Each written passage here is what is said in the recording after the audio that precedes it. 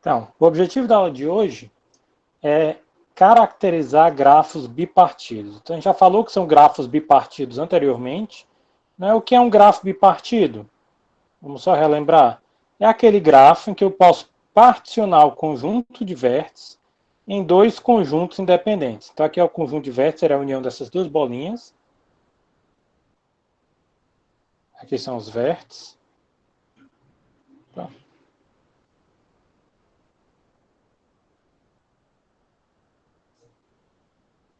aqui seriam os vértices. Né? Então, todos os vértices ou estão de um lado ou do outro. Além do mais, todas as arestas do grafo vão de um lado para o outro. Né? Não tem nenhuma aresta dentro dessa mesma parte. Certo? Então,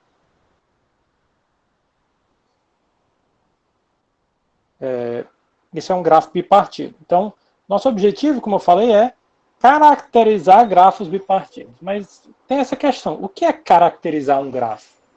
Essa é a primeira vez que a gente vai fazer isso na disciplina. Então, vamos dar uma olhada. Certo? Então, caracterizar um grafo é o seguinte, é equivalente a dizer G, um grafo G, pertence à minha classe de grafos.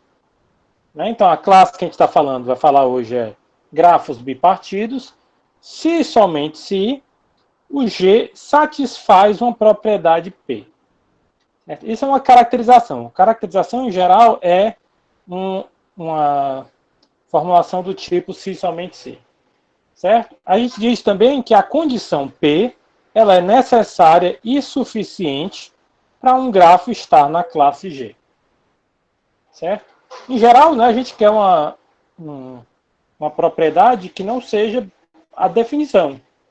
Né? Então, ele pertence à classe, que é a definição, a gente utiliza uma outra propriedade. Né?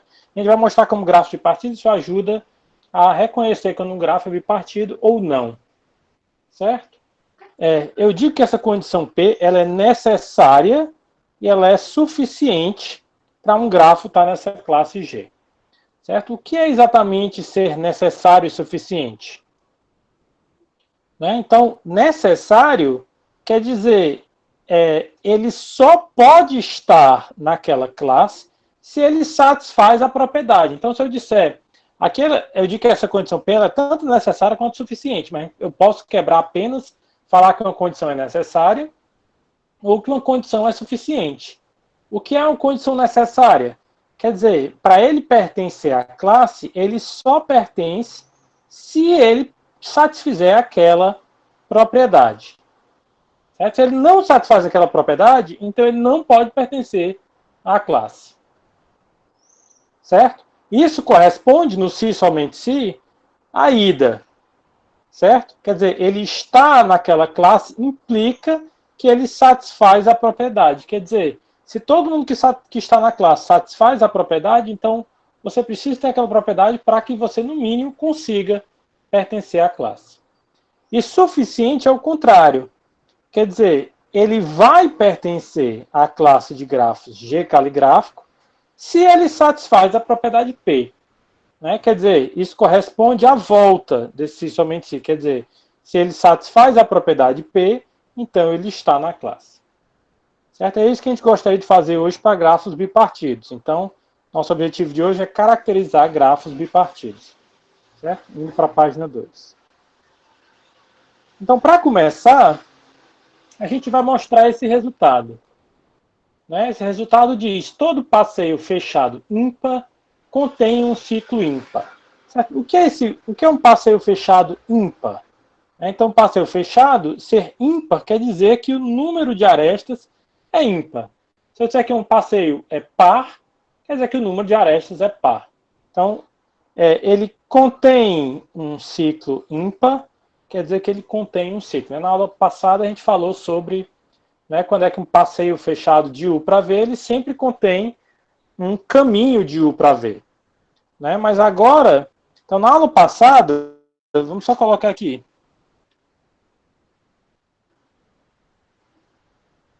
Eu vou colocar aqui o que a gente fez na aula passada. Aqui eu posso apagar isso aqui. E o que a gente fez na aula passada. Então, na aula passada, a gente fez o seguinte. A gente disse que um UV passeio contém um UV caminho. Né? Então, o passeio eu posso repetir vértices e arestas e o caminho não. Né? Então, a gente mostrou que eu posso tirar aquelas repetições e ter um caminho. Quer dizer, né, a ideia visual disso é, se eu estou no U para o V e eu tenho um passeio que pode, né, ir e voltar, a gente consegue aí no meio achar, né, fazer alguns saltos e dizer, tem esse caminho aqui de U para V. Né? Eu pego parte do passeio junto e coloco sem repetição de vértices ou arestas. Mas esse resultado não serve para mostrar o resultado de hoje. Né? Porque o resultado de hoje, ele diz, se eu tenho um passeio fechado, aí o passeio fechado, ele começa em um vértice, né? O passeio ser fechado, ele termina no mesmo vértice. Né? Quer dizer, ou então assim, né? Pode ser mais complicado, quer dizer, aqui já seria um ciclo, né? Já parece com ciclo, mas ele pode não parecer com ciclo, né? Então, nesse caso, quando eu digo que eu tenho um caminho de U para U, o caminho pode ser só U. Isso aqui é um U caminho. Né? Na verdade, o único caminho de U para U é um U caminho. É só U. Certo? Então, isso não é um ciclo. Né? Então, esse resultado, né, ele é um pouco diferente do resultado de caminhos e ele tem uma coisa a mais, né? Que ele diz que se o passeio é ímpar, então o ciclo que eu vou obter também é ímpar. Certo? Então vamos mostrar isso, indo para a página 3. Certo? Como é que a gente vai mostrar isso? Eu vou mostrar por indução o tamanho do passeio. Certo? Então, a base aqui da indução vai ser quando L, quer dizer, não tem que ser, o menor valor seria 1, porque eu gostaria que o tamanho do passeio fosse ímpar. Né? Então, o que é um passeio ímpar? É um passeio que tem exatamente uma aresta. Então, ele tem um vértice. Né? O passeio é aquela sequência de vértices e arestas. Ele tem um vértice, ele tem uma aresta, ele tem um outro vértice. Ele só tem uma aresta. E eu tenho que terminar no U. Então, o último vértice também tem que ser o U. Certo? Como é que esse passeio se parece? Ele tem o vértice U, eu tenho a aresta E, que volta para o vértice U. Certo? Isso aqui é um ciclo. Não só isso, ele é um ciclo com número ímpar de arestas. Então, esse é um ciclo ímpar. Certo? Então, agora, eu vou assumir,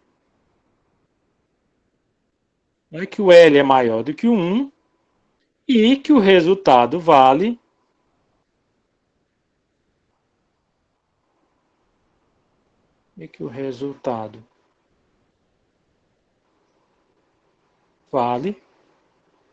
para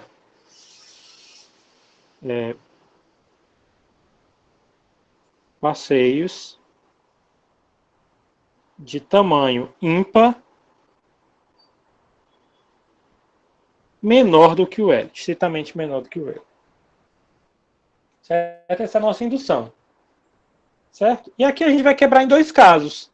E não é complicado. O caso 1 é que o próprio passeio ele não repete vértices. Então, o passeio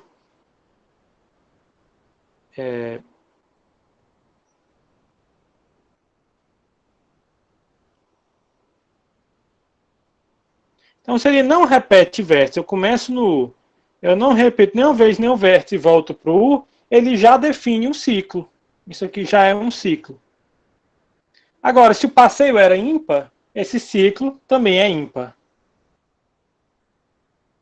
Certo? Não tem muito o que provar.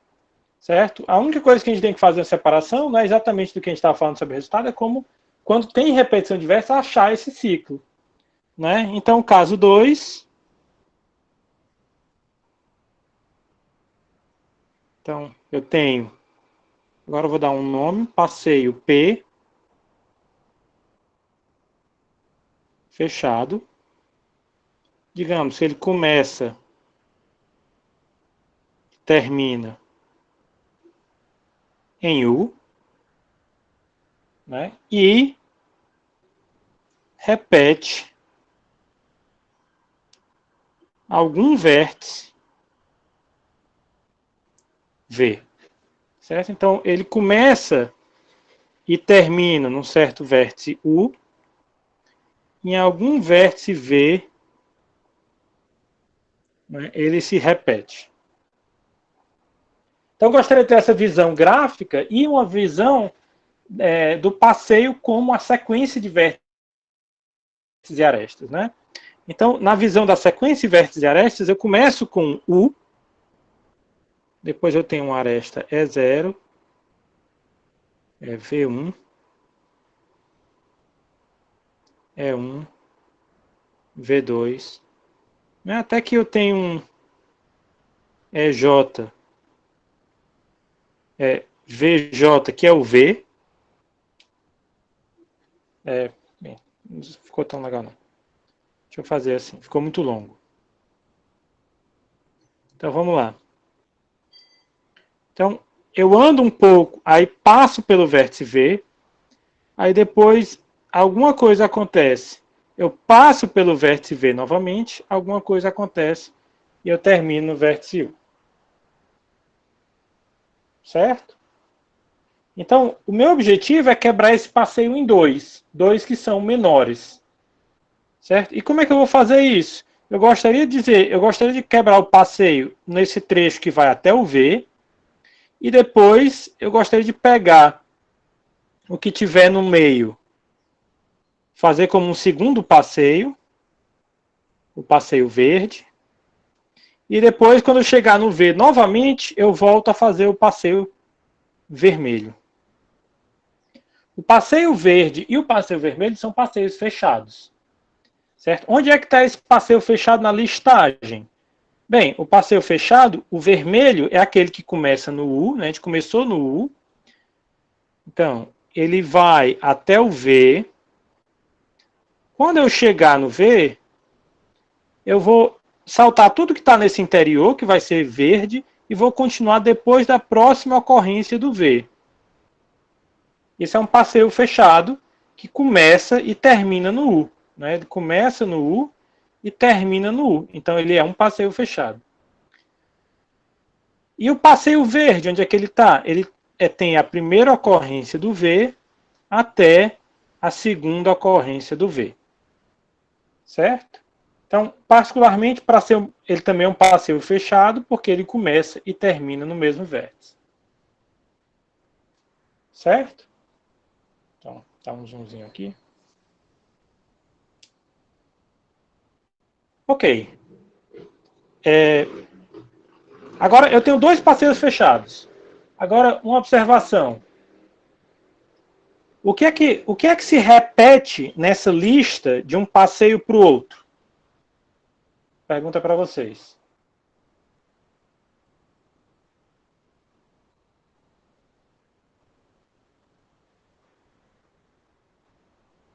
Tem o passeio vermelho e o passeio verde. O que é que se repete, o que é que tem em comum entre o passeio verde e o vermelho na listagem dos vértices?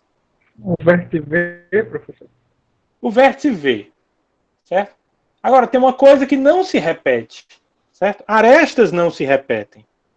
Certo? Uma observação. Arestas não se repetem. Certo? Então, o que isso quer dizer? Agora, toda aresta, ou ela está no passeio vermelho, ou ela está no passeio verde.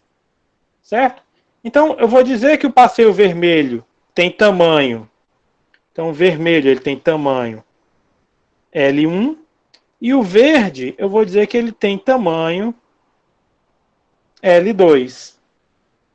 Agora, cada aresta ou está no vermelho ou no verde. O que isso quer dizer? Quer dizer que L1 mais L2, isso aqui dá igual o tamanho do passeio total, L. Né? Agora, se eu sei que esse valor aqui é ímpar, eu tenho a soma de dois inteiros que dá ímpar, quer dizer que um destes dois é ímpar. Agora, tanto o verde quanto o vermelho são passeios fechados, né? Eles são passeios fechados. Então,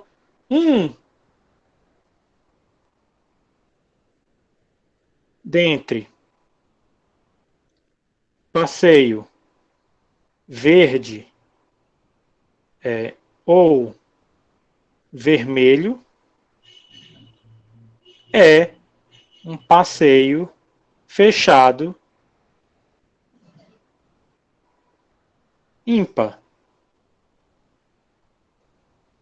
Se ele é um passeio fechado ímpar, né, e tem tamanho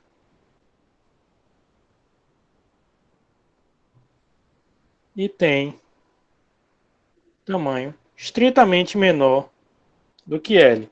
Aí o que é que isso me diz? A hipótese indutiva diz que ele contém um ciclo ímpar. Certo? Isso termina a demonstração.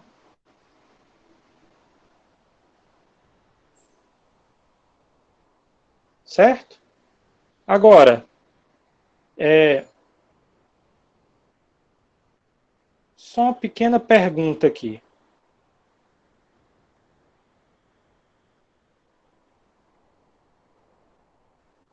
Então a gente provou esse. Eu fui para a página 4, que particularmente é uma cópia da página 3.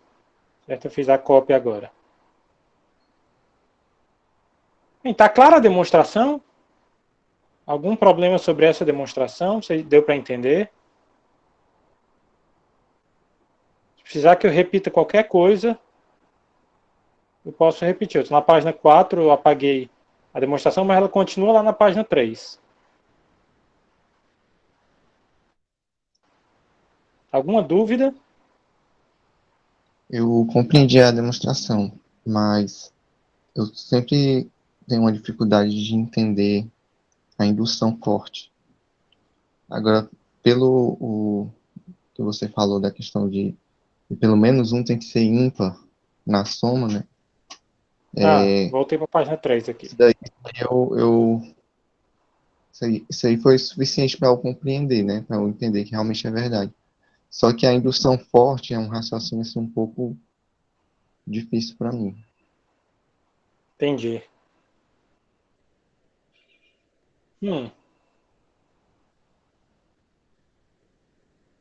Pois é, mas aí eu não sei se eu tenho como entrar na indução forte. Assim, a aula de hoje talvez seja um pouco mais curta, certo? Então, uma coisa que a gente pode fazer é que depois do final da aula a gente pode dar uma olhada nisso. Certo? Eu posso voltar para isso, o caso da indução em particular. Né? Mas, de fato, né, a nossa indução eu tomo como base o L igual a 1, né, e depois para L maior eu assumo, né, que o resultado vale, né, para todo passeio de tamanho ímpar de tamanho estritamente menor, né, que é o caso que você diz que é a indução forte. Né? Então, só recapitulando, a gente quebra em dois casos. Se ele não repete vértice, ele já é um ciclo. Se ele repete vértice, ele repete um vértice V, né? E eu posso quebrar esse passeio em duas partes. A parte vermelha, que vai até o V, eu faço a parte verde, que é entre o V e a outra cópia do V, e depois eu continuo com a parte vermelha para voltar para o U. Então eu tenho dois passeios fechados. Aqui é o passeio fechado do U para o U, que é o passeio fechado do V para o V. Né? Como eu separo as arestas em duas, eu tenho a soma do tamanho do caminho vermelho com o tamanho do caminho verde, tem que dar L. Se a soma de dois inteiros dá um valor ímpar, então um desses dois tem que ser ímpar, e a gente usa a hipótese indutiva naquele que for ímpar, certo? Em tamanho menor. Então, é só isso. A gente volta depois para essa questão da indução, né? Por que ela funciona. Mas eu tenho uma pergunta para vocês. Né? O resultado diz, todo passeio fechado ímpar contém um ciclo ímpar. O resultado para passeio par funciona? Um passeio fechado par tem que conter um ciclo par? É verdade? Eu creio que não, porque se tiver uma quantidade par de ciclos ímpares, digamos, um ciclo ímpar 3 arestas, outro ciclo ímpar com 5 arestas, e aí a soma vai dar par. Isso. Então, primeiro caso, né? Se o meu passeio, né? Eu posso fazer algo tipo, eu começo nesse vértice, venho para esse, venho para esse, venho para esse, para cá, para cá, para cá e para cá. Né? Então, na demonstração, a primeira coisa foi aquele L1 mais L2 igual a L, né? Quando ele tinha aquele, né? Quando tinha aquele L1 mais L2 igual a L, então quando isso aqui é ímpar, eu sei que um desses dois é ímpar. Mas se isso aqui for par, né? Quer dizer, pode ser ímpar mais ímpar. Eu não poderia aplicar a hipótese indutiva, né? Então não necessariamente funcionaria aquele argumento. Mas, então aqui está um exemplo, né, do caso de um ciclo de tamanho 3, um ciclo de tamanho 5 e um passeio fechado que é par, né? 1, 2, 3, 4, 5, 6, 7, 8. Certo? Voltando para o mesmo vértice. Certo? Mas tem, tem algo até mais complicado do que isso, né? Então, essa afirmação, essa pergunta já não é verdadeira, mas tem algo mais complicado, como, por exemplo, se eu tiver só o vértice U, o passeio só com o U, ele é um passeio fechado com 0 arestas, e 0 é par, né? Então, é um passeio fechado par. Certo? É um outro caso em que esse resultado pode funcionar. Ah, mas também 0, né? Aí o ciclo precisa ter pelo menos uma aresta, né? Ah, ok. Aí você pode pensar, se eu pensar um passeio fechado par positivo, né? Eu também, na verdade, posso ter algo do tipo assim.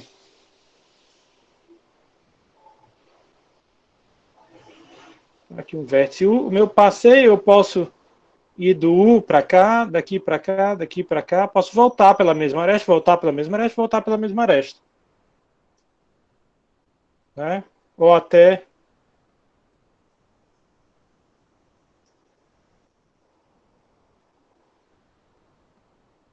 certo? Então, passeio fechado seria tipo, eu posso fazer, por exemplo, um passeio na borda disso aqui. Eu posso ir e voltar nessa aresta, posso vir para cá, mas dentro dessa estrutura aqui, esse grafozinho preto, eu não tenho absolutamente nenhum ciclo. Né? Quer dizer, nesse exemplo aqui é interessante, pelo menos eu acho ciclos. Mas nesse e nem nesse, eu acho ciclos no grafo.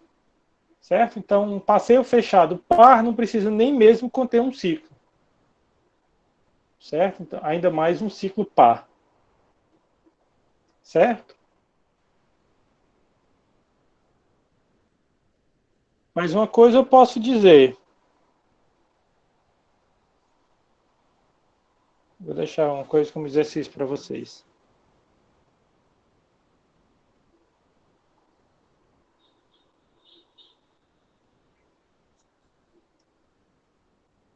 Então vai ser o seguinte.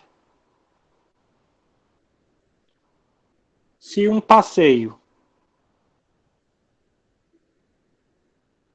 fechado utiliza uma aresta é exatamente uma vez, então este passeio contém um ciclo que usa a aresta E. Certo? Então, isso aqui ficou um exercício para vocês. Então, se um passeio fechado utiliza uma aresta E exatamente uma vez, então esse passeio contém um ciclo que usa a aresta E. Nesse caso aqui, nesse exemplo, cada aresta é utilizado pelo menos 2 vezes, né? Esse aqui eu uso essa aresta exatamente uma vez, mas aí eu acho um ciclo que contém aquela aresta. Eu uso essa aresta exatamente uma vez, mas eu acho um ciclo que contém aquela aresta. Certo? Ok, então fica esse exercício para vocês. Então vamos passar. Certo? Então a próxima coisa que a gente vai fazer é mostrar, né, o resultado principal da aula de hoje, que é um teorema, que é aquela caracterização que a gente disse que a gente ia fazer. Né? Um grafo é bipartido, se e somente se ele não possui ciclo ímpar. Certo? Então, para provar isso, a gente precisa provar 2 partes. Né? A condição necessária e a condição suficiente. Né? O que é aquela que a gente diz que é a condição necessária? A necessária é a ida.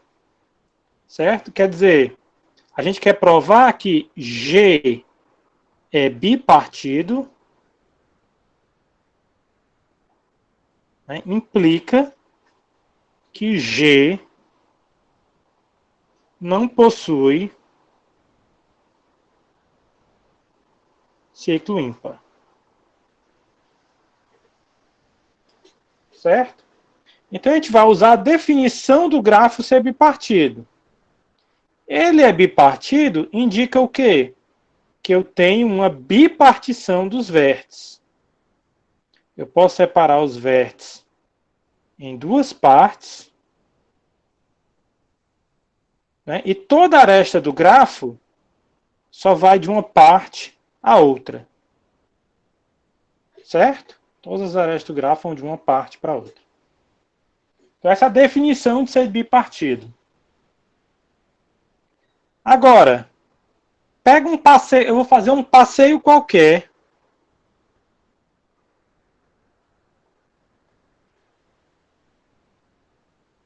Né, sobre esse grafo. Certo? Então, vou dizer que essa aqui é a parte A e a parte B. Então, se eu começar num vértice U qualquer, né, então eu estou na parte A, qual o tamanho desse passeio? Quantas arestas esse passeio utiliza? Até agora? 0. Certo? Ele utiliza 0 arestas. E ele tem tamanho, do U só para o U, ele tem tamanho par. Depois, se eu salto uma aresta qualquer, como no grafo bipartido toda aresta vai do A para o B, eu salto para um vértice que está no lado B.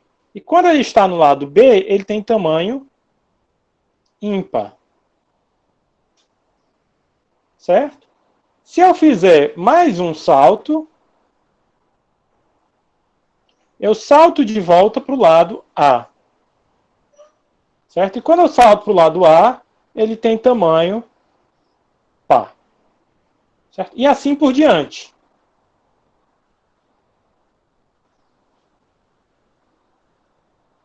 Certo? Então, toda vez que eu salto, eu tanto mudo a paridade, né, de quantas arestas eu vi até o momento, né, quanto eu mudo o lado.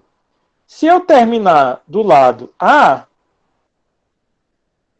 se no final terminar no lado A, então esse meu caminho, esse meu passeio, ele tem paridade par. Certo? Então, se ele terminar no A, ele tem paridade par. O que é que eu posso dizer, então? Eu posso dizer que todo passeio fechado em G é par. Né? Todo passeio fechado sobre G é par. Por quê? Porque o passeio fechado começa num vértice e termina no mesmo vértice. O mesmo vértice, o vértice inicial está no lado A, o vértice final também está do lado A. Né? Isso aqui funciona também se o vértice inicial estiver no lado B, é só renomear A por B. Né? Se o vértice inicial estiver no lado B, como ele é fechado, ele termina no B. Todo passeio fechado em G é par. Agora, todo ciclo define um passeio fechado.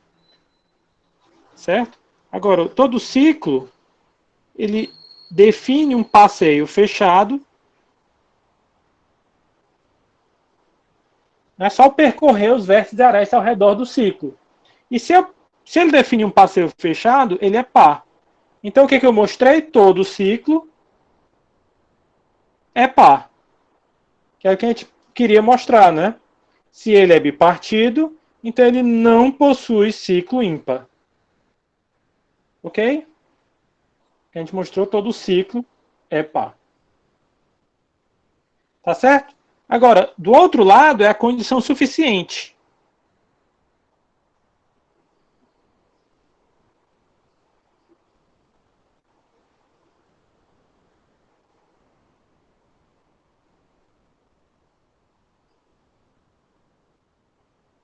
E o que é a condição suficiente aqui? O que é que a gente quer mostrar? Eu quero mostrar que se G não possui ciclo ímpar, então ele é bipartido. Então eu quero mostrar que se G não possui ciclo ímpar, então ele é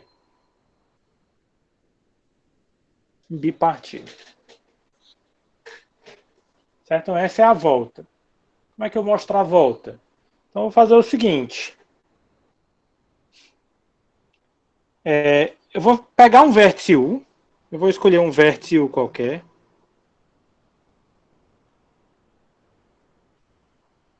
Vou fixar esse vértice. Para todo outro vértice, bem, eu vou restringir isso aqui para a componente de U. Então, seja H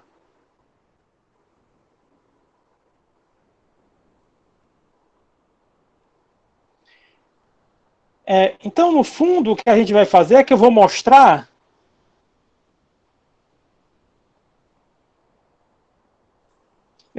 que o H é bipartido.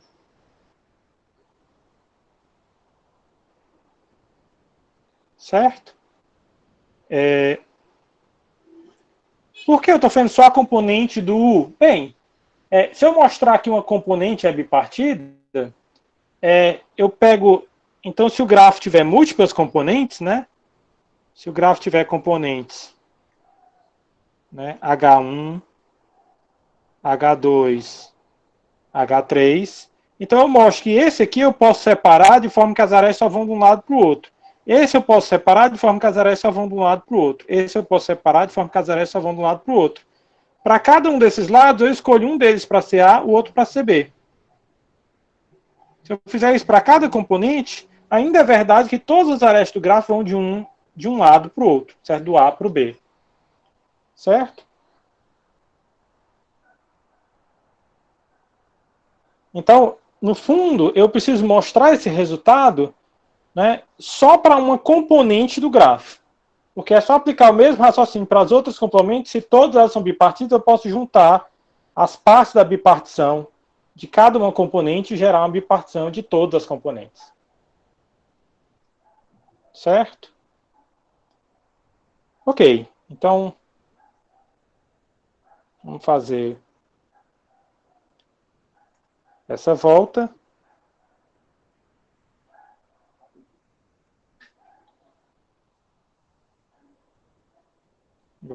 Eu fui para a página 6.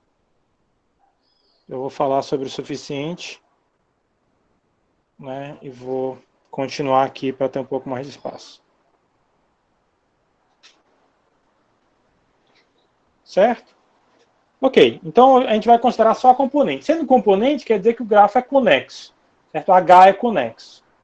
Se H é conexo, para todo vértice, né, então para todo vértice de H,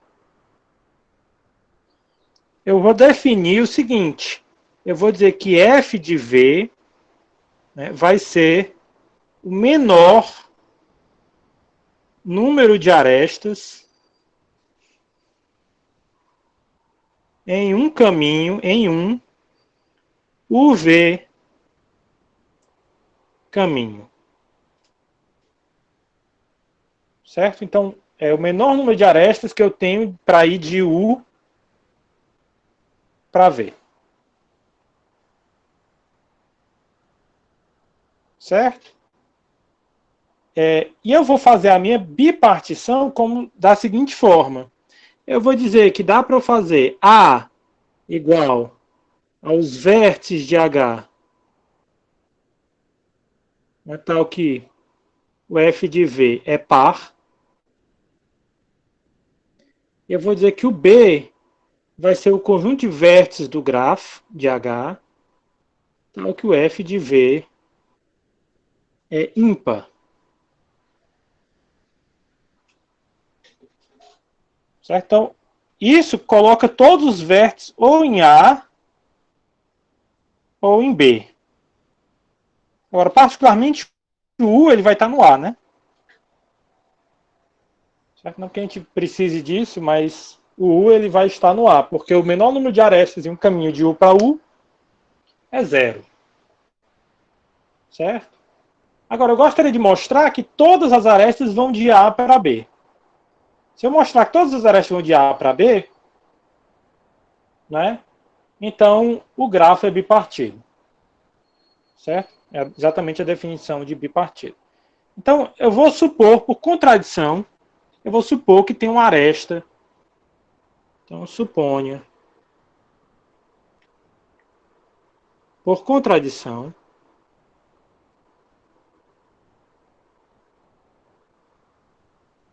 que existe uma aresta E, digamos que vai de um vértice V para um vértice W, certo?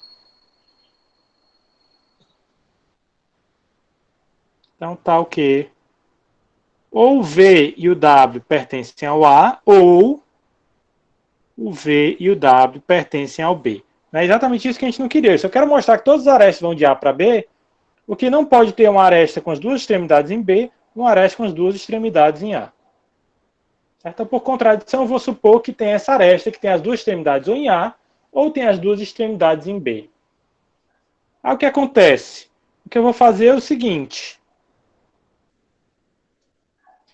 Eu vou pegar um menor caminho de U para o vértice V. Eu vou pegar o menor caminho de U para o vértice W.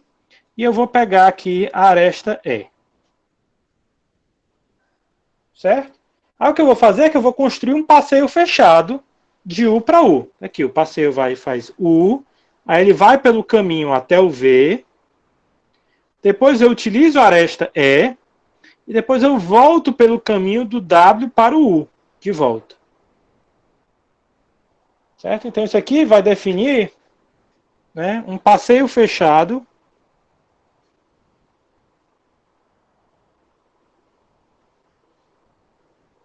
né,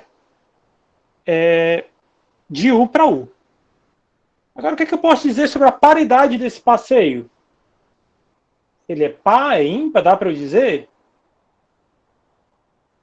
Bem, o que a gente pode dizer é o seguinte. Se ambos estão em A, então o tamanho desse caminho e desse caminho, eles são pares. Aí vai dar par mais par, vai dar par. Mais essa aresta, mais um, vai dar ímpar. Mas se ambos estiverem em B, se esse cara estiver em B e esse cara estiver em B, quer dizer que o tamanho desse caminho e desse, eles são ímpares. mas ímpar mais ímpar dá par, mais essa aresta dá ímpar. Então, isso aqui, o que está de vermelho, ele é um passeio fechado ímpar. Se ele é um passeio fechado ímpar, ele contém um ciclo ímpar. Né? Só que isso aqui é uma contradição.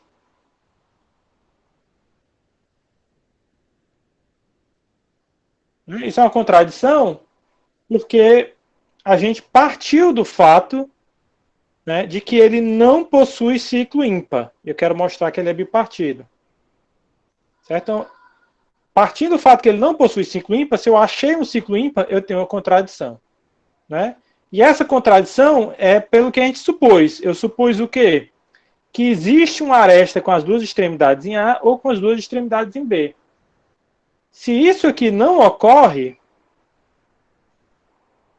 né, se isso aqui não ocorre, então o grafo G é... Opa. Problemas técnicos. Quem tiver no Jamboard não, talvez não entenda, é porque saiu aqui do programa. Então, se isso aqui não ocorre, é porque G é bipartido. Né? Por que ele é bipartido? Porque a gente mostrou essa bipartição aqui, separou em A e B, e todas, não tem nenhuma aresta aqui, nenhuma aresta aqui. Quer dizer que todas as arestas vão de um lado para o outro. Certo? Isso termina a demonstração.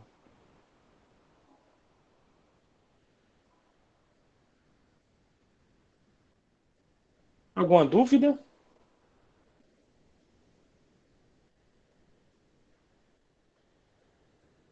Bem, vamos lá. Então, por que isso é útil? Né? Por que esse resultado é útil? Está aqui eu deixei uma cópia, estou na página 7. Deixei uma cópia desse resultado. Um grafo é bipartido se somente se ele não possui ciclo ímpar. Certo? Então, para que ele é útil? Esse resultado, particularmente, ele é útil, né, para já ajudar a dizer quando um grafo é bipartido ou não. Certo? Como é que eu mostro que um grafo é bipartido? Por exemplo, esse grafo aqui é bipartido. Como é que eu poderia mostrar que ele é bipartido? Alguém? Queria que vocês respondessem essa.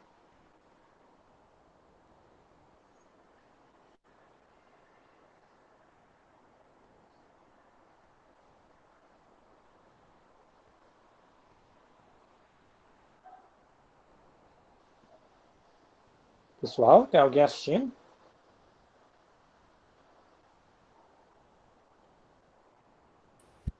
Eu tô pensando aqui, professor. Tá.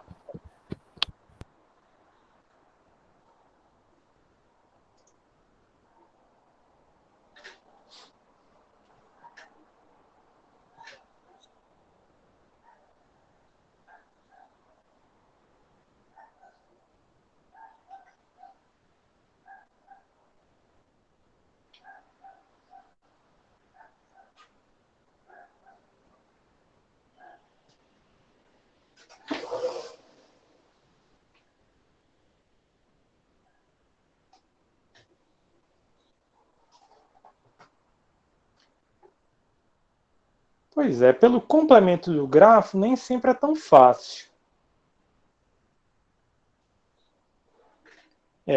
Não é fácil para todo grafo. Né? Dá um exemplo aqui.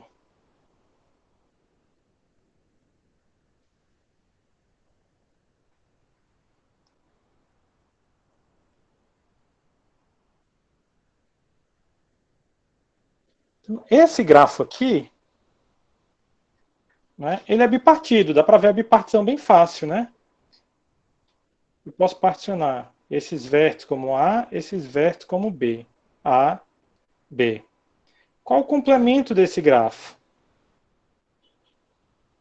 Né, eu tenho todas as outras arestas, quer dizer que eu tenho essas aqui,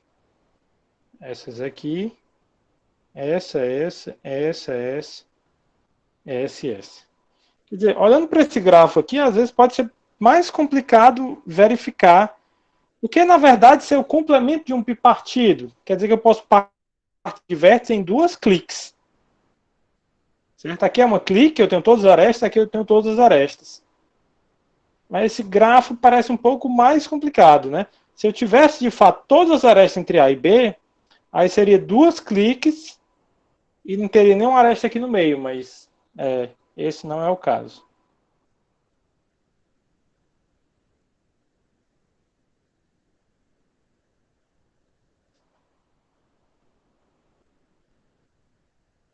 Vou deixar essa figurinha aqui.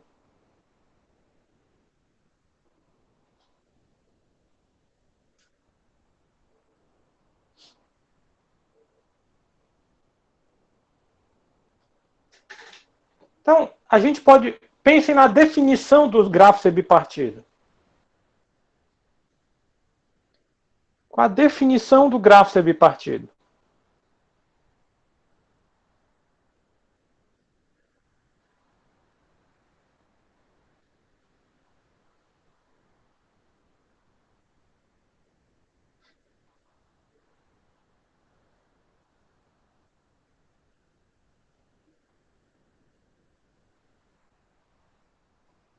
Bem, essa não é a definição. Então, a definição do grafo ser bipartido, a Maria colocou se ele tem um ciclo ímpar. Bem, isso foi o que a gente mostrou, né? Ser bipartido é equivalente a ele não possuir ciclo ímpar. Mas a definição, a gente definiu como um grafo bipartido como eu posso particionar o conjunto de vértices em 2 partes, que todas as arestas vão de um lado para o outro. Não é só 2 conjuntos disjuntos de vértices. Né? Eu tenho 2 conjuntos de vértices que... Então, por que não é só ter 2 conjuntos disjuntos de vértices? Né? Então, por exemplo, esse grafo aqui, ele é bipartido? A gente já sabe que não, porque ele possui um ciclo ímpar. Mas ele tem 2 conjuntos disjuntos de vértices.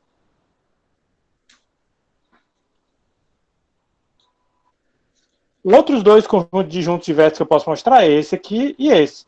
Esses são conjuntos disjuntos de vértices. Os vértices que estão contidos em um subconjunto disjunto, eles não podem possuir aresta entre eles. Exato. Mas eu preciso particionar o conjunto de vértices em 2 partes. Quer dizer, eu tenho que particionar. O que é particionar? Particionar quer dizer que todo vértice tem que estar em uma das partes. Eu não posso ter, como eu fiz aqui, de colocar um vértice como essa parte, um vértice na outra parte, e ficar alguém sobrando.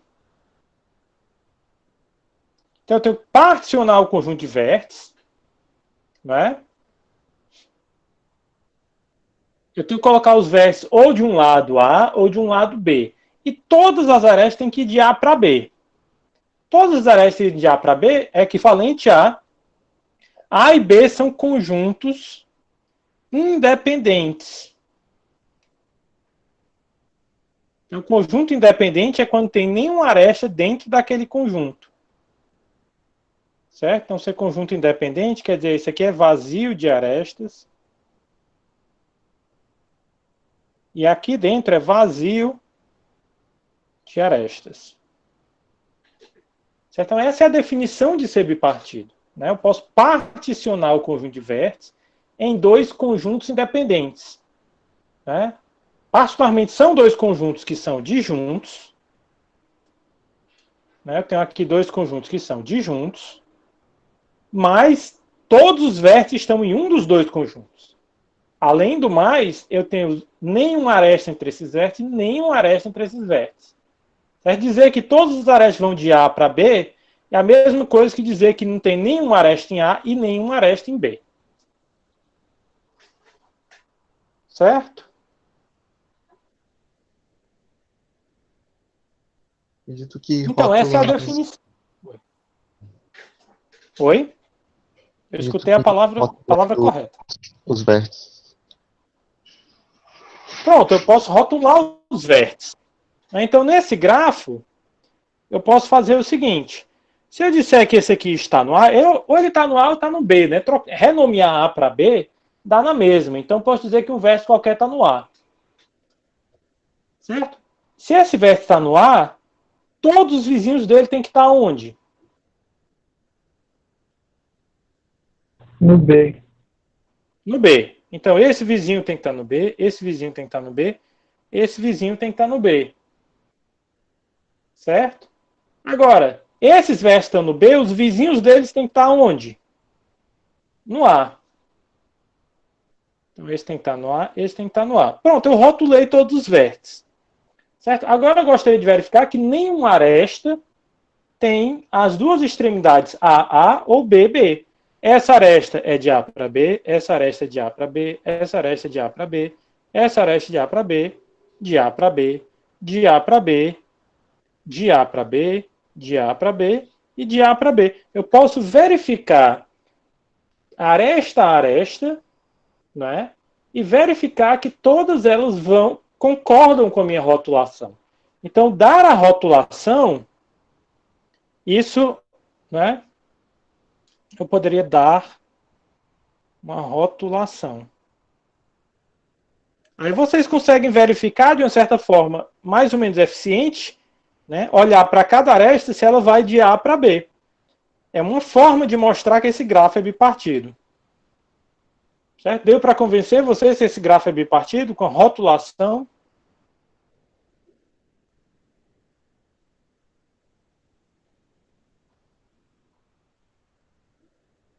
Certo. Então agora eu gostaria de mostrar que um grafo não é bipartido. Será que eu posso mostrar isso por uma rotulação? A ideia da rotulação funciona para mostrar que o grafo é bipartido. Eu posso tentar mostrar que ele não é bipartido com a rotulação? Como é que eu faço? A, B, B, B, como a gente fez antes, né? Aí eu faço, esse aqui é B, esse aqui tem que ser A e A. Ah, esse aqui teria que ser A também. A também. Vixe, não deu certo porque teve A e A. Então eu não consegui fazer essa rotulação. Né? Agora, quer dizer, será que eu posso listar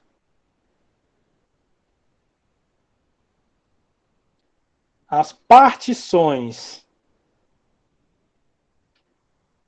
Então, uma forma que eu posso mostrar é que eu não posso rotular.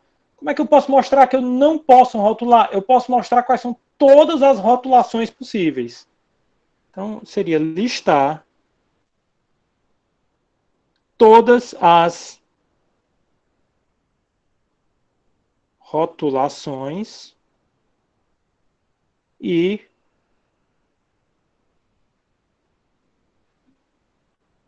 verificar que nenhuma é válida.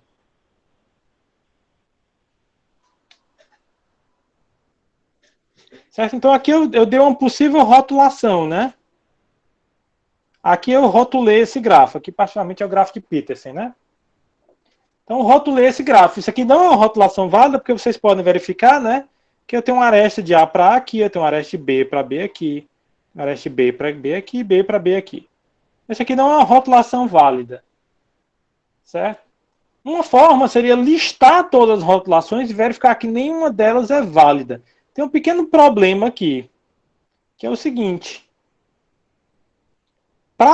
Quer dizer, se eu tenho um grafo de tamanho N, como é que eu faço para dar a rotulação? Né? Eu dou um rótulo para cada vértice. O espaço que eu gasto para isso é linear. Para verificar isso, eu posso só percorrer as arestas. Estou pensando no computador fazendo isso. Percorrer todas as arestas e ver que os rótulos das extremidades são diferentes, seria algo linear para fazer. Agora, listar todas as rotulações, se o grafo tem N vértices, isso implicaria que eu teria 2 elevado a N rotulações ao todo. E esse número é exponencial.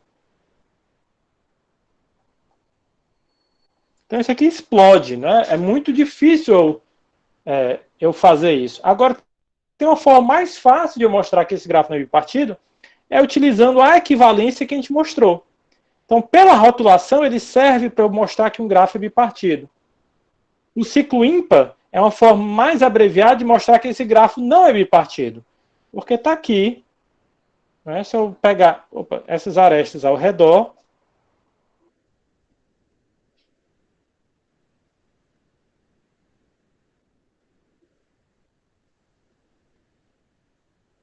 se eu pegar essas arestas ao redor, eu tenho um ciclo ímpar.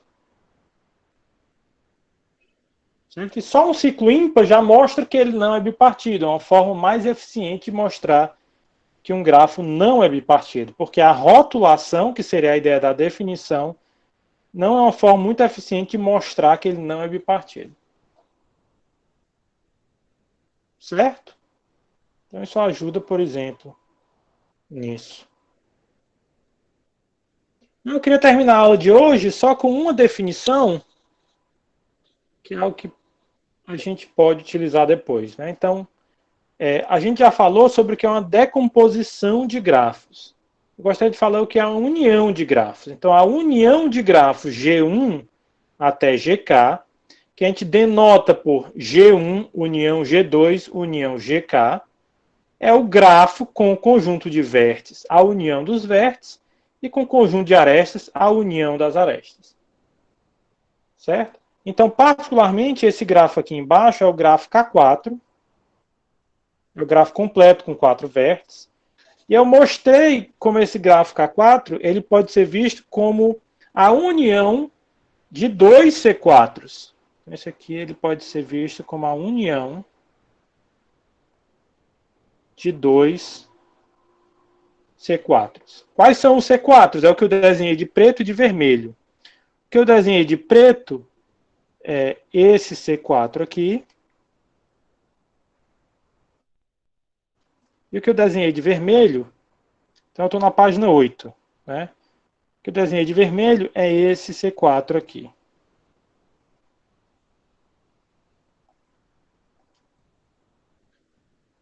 Quando eu faço a união desses dois grafos, né, eu tenho exatamente o K4.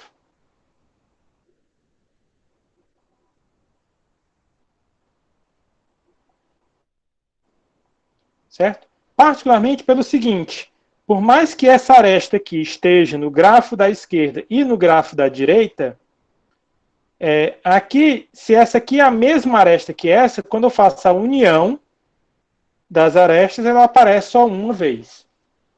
Certo? Tem que falar sobre como, na verdade, né, a decomposição é quando eu tenho... O que é uma decomposição, para a gente lembrar? A decomposição é no sentido contrário. Uma decomposição do K4 seria uma lista de subgrafos. Então, aqui eu tenho um subgrafo, aqui eu tenho um subgrafo, né? Mas para decomposição, cada aresta desse grafo só pode aparecer exatamente uma vez na lista de subgrafos. E nesse caso aqui não é verdade, porque essa aresta aparece aqui e aqui. Da mesma forma, essa aresta aparece aqui e aqui. Então, isso aqui não é uma decomposição, mas essa operação aqui é uma operação que eu vou chamar de união. O que a união faz? Ele pega as arestas de um, pega as arestas do outro, pega os vértices de um e do outro e coloca eles juntos. Como tem repetição, é a mesma aresta, né? A operação de união eu só mantenho uma aresta. Certo? Particularmente, esse aqui é um caso em que eu tenho um grafo completo e ele é visto como a união de dois grafos bipartidos. Certo? O livro tem um resultadozinho legal que mostra quando é que um grafo completo pode ser escrito como a união de grafos bipartidos. Certo? Mas eu vou deixar no livro, vou deixar para vocês, se vocês quiserem dar uma olhada, né? Porque para cortar um pouquinho a matéria, né? Então, era só isso por hoje. Alguma dúvida sobre a aula de hoje?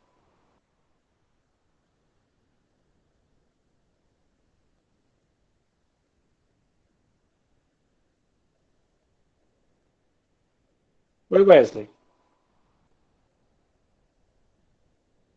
Tem a dúvida do rapaz lá de indução, né? Sim, eu vou voltar para aquilo. Sim, aquela atividade no Classroom é para entregar. Eu vou, inclusive, botar mais uma atividade que eu vou colocar hoje. Mas eu vou falar sobre a atividade. Deixa eu só terminar. É até hoje? Eu botei hoje. É para entregar até hoje, professor. Vixe, eu vou adiar aquilo ali. Não era para ser até hoje, não. Eu calculei errado. Mas como é que... Aí, professor, mas é para enviar direto lá no Classroom, né? Eu não sei como é que funciona. Você pode bater uma foto da atividade. Se tiver instalado o Classroom no celular, você manda por lá mesmo. Eu vou adiar porque não era para ser até hoje, não. Eu errei. E é por lá mesmo. Mas vamos ver aquela questão da indução.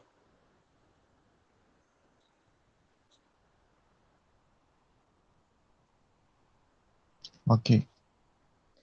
Certo? Então, como é que funciona, né, que a gente chama de indução forte, né?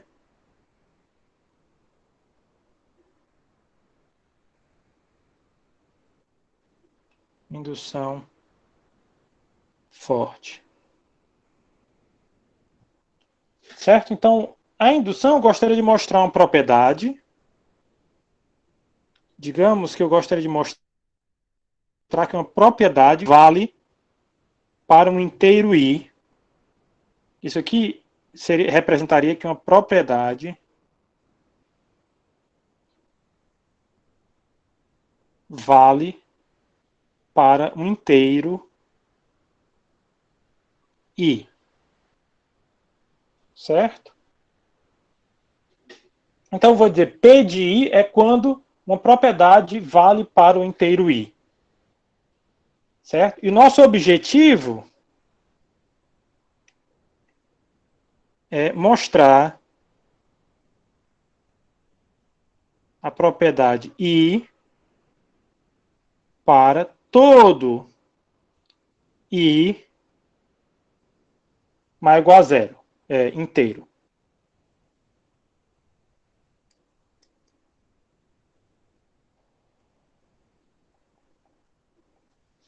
Certo? Para todo i inteiro e maior ou igual a zero. Então, a indução, como é que a gente faz? Né? Eu faço, né, a primeira parte é o que a gente chama de base. A base, a gente vai mostrar, né, que P de zero vale. Certo? Agora, depois a gente faz a hipótese indutiva.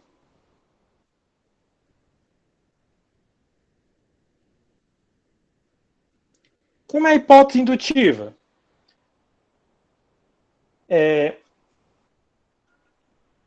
A gente assume o seguinte. Assume que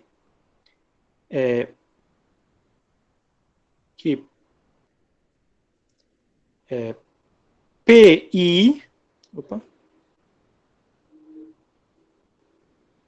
PI vale para todo I, que é pelo menos zero, e estritamente menor do que um valor K. Certo? E a partir dessa hipótese, a gente mostra, né? A gente diz o seguinte: se a hipótese indutiva vale, então a propriedade vale para o próximo valor. Né? Se ela vale para todos os valores entre 0 e estritamente menor do que K, eu mostro que ela vale para PK. Certo? Então, eu gostaria de mostrar que se eu provar a base e eu fizer essa hipótese indutiva e eu mostrar que se a hipótese indutiva vale, então o PK vale, certo? Mostrar isso aqui é mostrar a indução. Certo? Eu gostaria de mostrar que isso aqui é suficiente para provar o nosso objetivo. Certo? Então, o que eu quero mostrar, né, é que essa indução é suficiente, né, para mostrar o objetivo, né, que é exatamente isso aqui. Então, eu vou provar para vocês que, de fato, ela mostra o nosso objetivo. Certo? Eu vou provar para vocês por contradição. Certo? Então, vou fazer por contradição.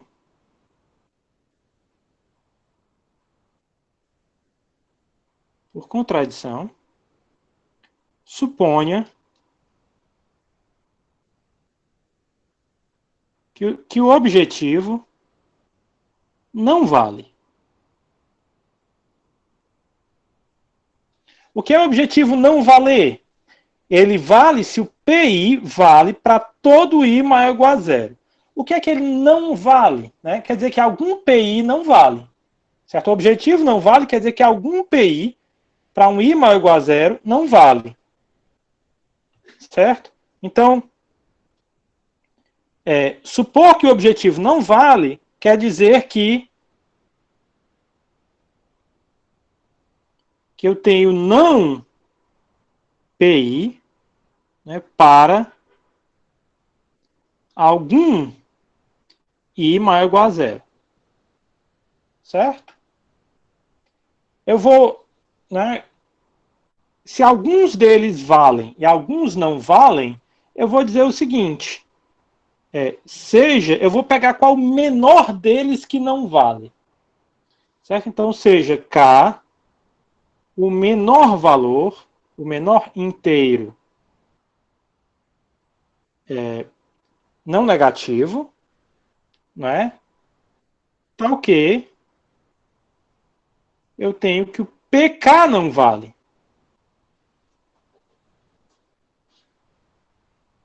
Certo? Eu gostaria de perguntar quem pode ser esse K.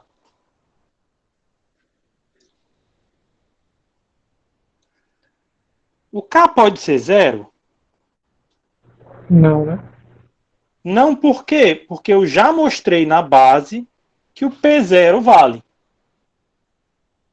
Certo? Eu mostrei que o P0 vale, então o K não pode ser zero. Certo? Ele não pode ser zero. Então, o K, ele é maior do que zero. Certo? Mas como eu escolhi o menor inteiro, que é maior ou igual a zero, tal que ele não vale, então o que isso quer dizer? Quer dizer que o PI vale, né, para todo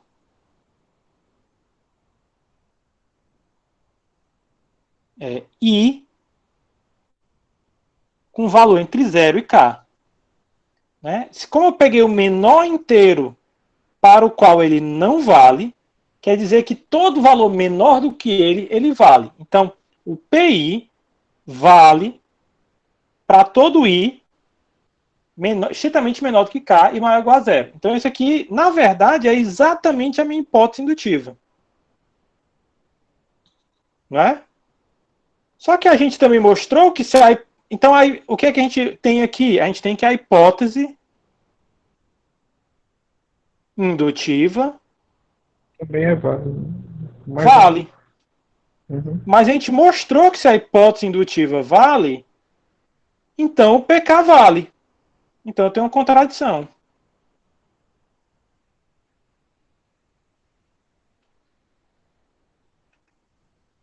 Certo? Se eu tenho uma contradição, a contradição é o quê? Por contradição foi que a gente assumiu. Suponha que o objetivo não vale.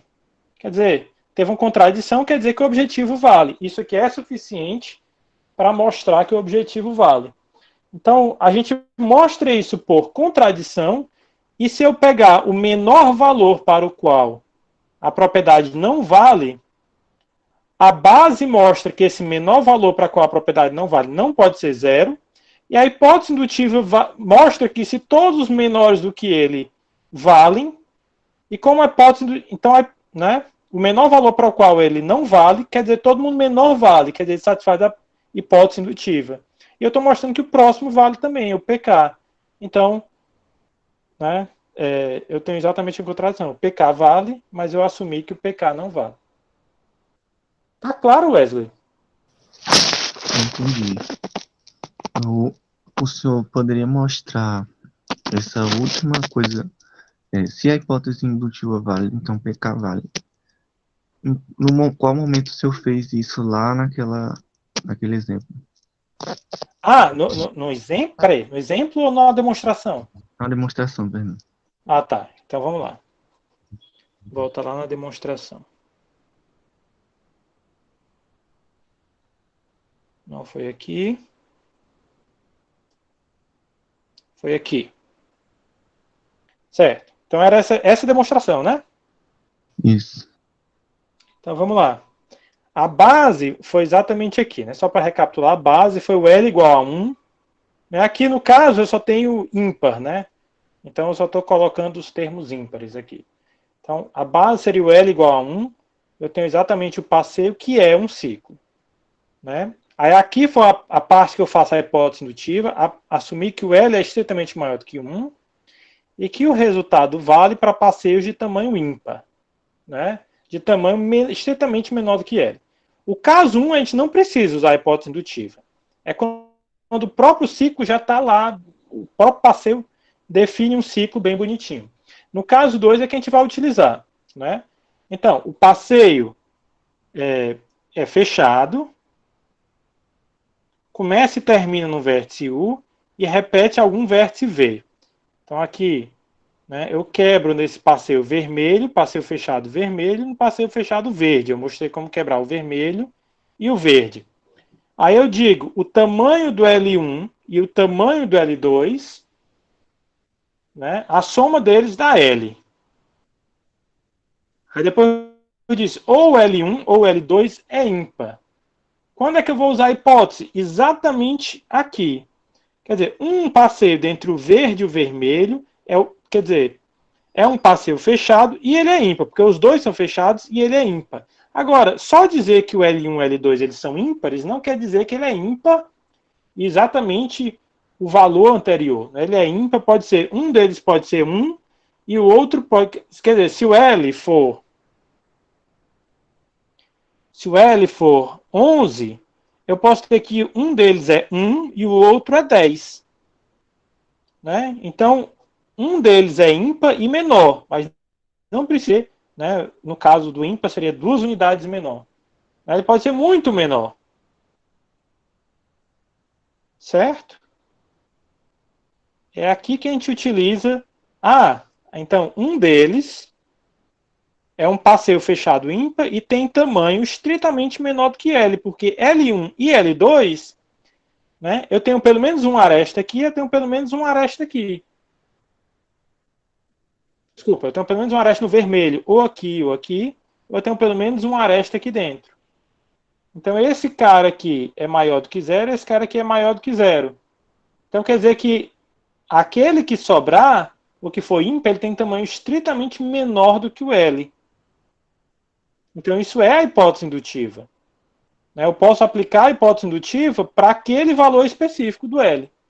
A hipótese indutiva, na verdade, vale para todos os possíveis valores do L que são menores, desde que sejam ímpares. Eu achei o ímpar estritamente menor do que o L. Isso é a hipótese indutiva, então ele contém o ciclo ímpar. Entendi. Você provou que o L é ímpar a partir da hipótese indutiva, né? Não, o L é ímpar. Eu assumi já que o L é ímpar. Né? Então eu tenho um L que é maior... Quer dizer, eu tenho um passeio fechado ímpar que tem tamanho L. Então, indução sobre o tamanho do passeio, que é L. Então, o passeio tem tamanho L, que é ímpar. Quando tem a repetição, eu quebrei em 2 passeios menores. Certo? O L1 de tamanho L1 de tamanho L2. Certo? Então, se o L1 e o L2 são menores do que o L, se um deles é ímpar, então um deles é um passeio fechado ímpar de tamanho estritamente menor do que o L. O L já era ímpar, eu não precisei provar que o L era ímpar. Eu assumi que o L era ímpar.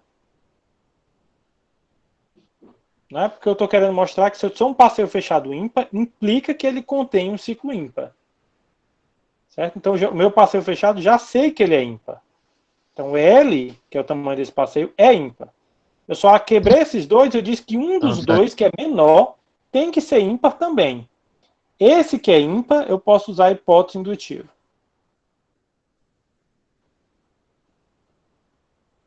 Certo? Particularmente, eu estou achando que eu acho que eu nem fiz esse comentário na hora da prova, que eu acho que foi um pequeno errinho. Né? Eu disse, olha, esse vértice V e esse vértice V aqui, eles são duas ocorrências distintas no passeio, né? Quer dizer que para ser distinto, eu tenho que ter pelo menos uma aresta aqui dentro, senão seria o mesmo. Se não tiver nenhuma aresta, né, quer dizer que esse vértice e esse seria o mesmo. Então tem que ter pelo menos uma aresta aqui dentro. Esse L2 é maior do que zero. Agora, da mesma forma, eu tenho que ter uma aresta aqui ou uma aresta aqui, porque se eu não tiver, esse V é igual ao U. Se não tiver uma aresta aqui, esse V é igual ao U. Então não tem uma repetição de vértices fora o... Na verdade, tinha que falar, né, que fora o primeiro igual ao último, né? Porque eu já tenho uma repetição natural, que é o primeiro igual ao último. Eu quero uma outra repetição que não seja o primeiro igual ao último. Certo? Então, esse cara tem que ser maior do que zero, porque, assim, uma forma da soma ser ímpar seria o próprio L mais zero. Isso é uma soma que é ímpar, mas aquele cara não é menor do que o L. Mas como todos eles, os dois têm que ser maiores do que zero, garante que aquele que for ímpar, ele é estritamente menor do que o L.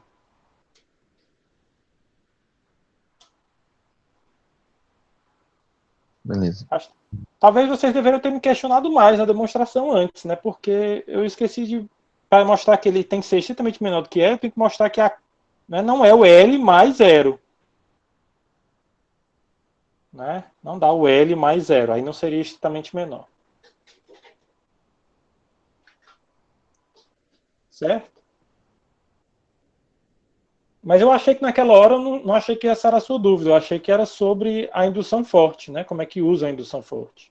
Era isso? Não, era realmente a indução forte. É porque eu estava só confundindo qual era a variável em si, né? Porque você tem que provar para... Eu estava imaginando como se fosse o L dentro desse intervalo, né? De 1 até menor do que L, mas é uma outra variável dentro desse intervalo. Como se fosse um LI. Tem o LI é o que é menor. E eu uso a indução sobre o cara que é menor. O L, eu sei que ele é ímpar e o resultado vale para valores menores do que o L. O L é o que eu quero provar. Lá no final, quando a gente fez, é aquele PK, é o cara que eu quero provar, que é o L. O PL é o que eu quero provar. E aqui são os valores menores que eu vou utilizar para usar a hipótese indutiva. Beleza. Certo? Mais alguma dúvida? Então, vou terminar aqui a gravação.